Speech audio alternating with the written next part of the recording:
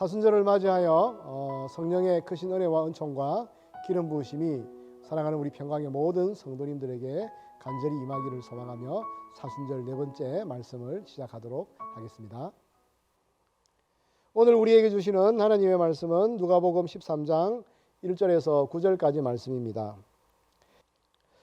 그때 마침 두어 사람이 와서 빌라도가 어떤 갈릴리 사람들의 피를 그들의 제물에 섞은 일로 예수께 아뢰니 대답하여 이르시되 너희는 이 갈릴리 사람들이 이같이 해 받음으로 다른 모든 갈릴리 사람보다 죄가 더 있는 줄 아느냐. 너희에게 이르노니 아니라. 너희도 만일 회개하지 아니하면 다 이와 같이 망하리라. 또 실로암에서 망대가 무너져 치어 죽은 18사람이 예루살렘에 거한 다른 모든 사람보다 죄가 더 있는 줄 아느냐. 너희에게 이르노니 아니라. 너희도 만일 회개하지 아니하면 다 이와 같이 망하리라. 이에 비유로 말씀하시되 한 사람이 포도원에 무화과 나무를 심은 것이 있더니 와서 그 열매를 구하였으나 얻지 못한지라. 포도원 지기에게 이르되 내가 3년을 와서 이 무화과 나무의 열매를 구하되 얻지 못하니 찍어버리라. 어찌 땅만 버리게 하겠느냐.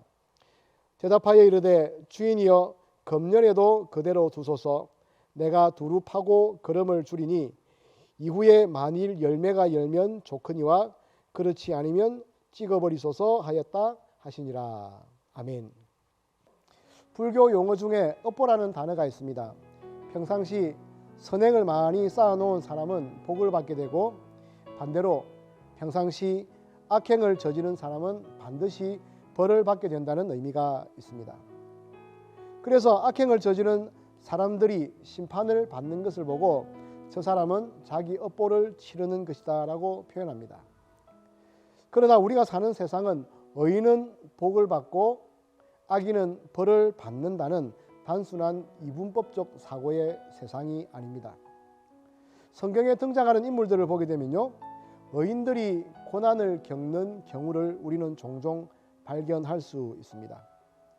따라서 우리는 어떤 사람이 고난을 겪거나 갑작스러운 사고를 당하는 모습을 보고 불교에서 말하는 것처럼 저 사람은 지난날에 대한 업보다라고 평가를 하거나 이해해서는 안 된다는 것입니다.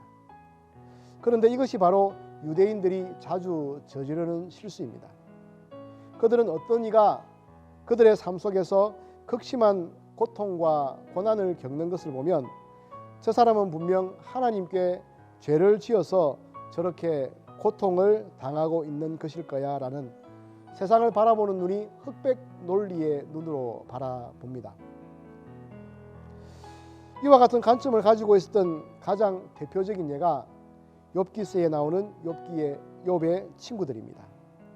그들은 욥이 고난을 겪자 그가 극심한 고통을 겪는 것으로 봐서 그가 분명 엄청난 죄를 지었을 것으로 생각하고 그를 정죄했습니다. 욥기를 보면 하나님께서는 욥의 친구들을 책망하십니다. 오늘 본문도 그와 비슷한 상황입니다. 총독 빌라도는 식민지 백성들에게 매우 폭력적인 사람이었습니다. 그는 갈릴리에서 올라온 어떤 사람들을 잡아서 죽였습니다. 아마도 그들은 로마로부터 유대 독립을 쟁취하기 위해 투쟁하다가 반역죄로 잡혀 죽임을 당한 사람들이 아닐까 추정해 볼 수 있습니다. 오늘 본문에서 예수님은 이처럼 총독 빌라도에게 죽임을 당한 갈릴리 사람들의 죽음을 그들의 죄악으로 인한 하나님의 진노라고 생각하던 유대인들의 통념을 깨트렸습니다. 즉, 이 당시 유대인들은 이 갈릴리 사람들을 정죄하고 있었던 것입니다. 그러나 예수님은 그 갈릴리 사람들이 죽은 것을 결코 다른 이들보다 더 악해서 그런 것이 아니라고 말씀하셨습니다. 동시에 예수님은 다른 이들은 정죄하면서 정작 자신들의 죄를 돌아보지 못하는 유대인들을 책망하셨습니다. 그리고 그들이 자신들의 죄를 회개하지 아니하면 다 그와 같이 망할 것이라고 회개를 촉구하셨습니다. 그리고 4절에 또한 실로암에서 망대가 무너진 사건에 대하여 기록하신 것을 보시고, 이 사건에 대해서도 유대인들은 죽은 18명의 희생자가 분명 죄가 커서 하나님의 심판을 받은 것으로 유대인들은 생각하고 있었습니다. 그러나 예수님은 오늘 본문 4절 5절에서 또다시 자신들은 죽은 이들보다 더 의로운 삶을 살아서 벌을 피할 수 있었다고 생각하는 유대인들을 책망하셨습니다. 예수님은 누구라도 자신의 죄를 회개하지 않으면 그 사람은 심판 때 벌을 받게 된다는 것을 알리셨습니다. 하나님은 분명 우리에게 회개의 열매를 보기를 원하시고 계십니다. 그러나 긍휼함이 많으신 주님은 지금 심판을 지연시키시고, 하나님은 영원히 그 구원의 문을 여시고 기다리고 계신다는 것입니다. 그러나 중요한 것은 하나님은 영영히 참지 않으신다는 것입니다. 때가 되면 오늘 본문의 말씀처럼 나무를 찍어 버리는 날이 오듯이 죄를 심판하는 날이 분명히 오신다는 것을 말씀하고 계십니다. 성경 로마서 3장 23절에는 이런 말씀이 있습니다. 모든 사람이 죄를 범하였음에 하나님의 영광에 이르지 못하더니. 이 땅에 사는 모든 사람은 죄 가운데 빠져 있습니다. 그 죄로 인해서 거룩하신 하나님 존전에 나아갈 수가 없는 것입니다. 이런 죄에 대한 결과는 무엇일까요? 로마서 6장 10절에는 이렇게 기록하고 있습니다. 죄의 삭은 사망이니. 반드시 이 죄로 인한 결과는 죽음이라는 것이 우리에게 도사리고 있지만, 하나님께서는 우리를 사랑하셔서 하나님의 외아들 그리스도를 이 땅에 보내시고, 그를 시인하고 그를 고백하는 자마다 보혈의 피로 그 죄를 씻으시고 죄 있는 우리를 거룩하다 정결하게 하시며 하나님의 존전으로 우리를 부르셨습니다.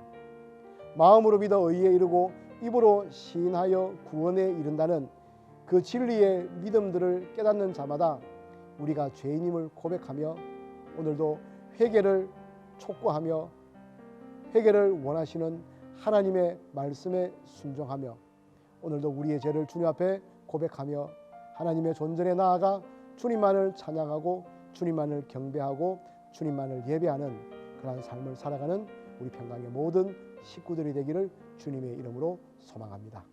오늘 하루도 거룩한 성령님의 기름 부으심으로 오늘 하루도 우리의 죄를 회개하며 주님 앞으로 나아가는 저와 여러분 되기를 다시 한번 주님의 이름으로 축원드립니다. 기도드리겠습니다. 사랑하는 하나님 아버지, 감사합니다. 오늘도 하나님께서 우리에게 주신 말씀처럼 오늘도 우리의 죄를 회개하며 예수가 그리스도이심을 믿음으로 고백하며 오늘도 우리의 입술을 통해 다시 한번 하나님의 참된 믿음의 고백으로 올려드리기 원하는 사랑하는 우리 모든 성도들의 삶을 지켜주시기를 원하며 오늘도 우리의 입술의 열매를 통해 받으시는 하나님의 참된 신실함이 우리 가운데에 부어지는 귀한 하루가 될 수 있도록 성령 하나님 인도하여 주시옵소서. 거룩한 기름 부으심이 오늘도 우리에게 있기를 소망합니다. 하나님, 오늘도 우리의 삶을 붙들어 주시고 역사하여 주시옵소서. 감사를 드리며 우리 주 예수 그리스도 이름으로 기도드리옵나이다. 아멘.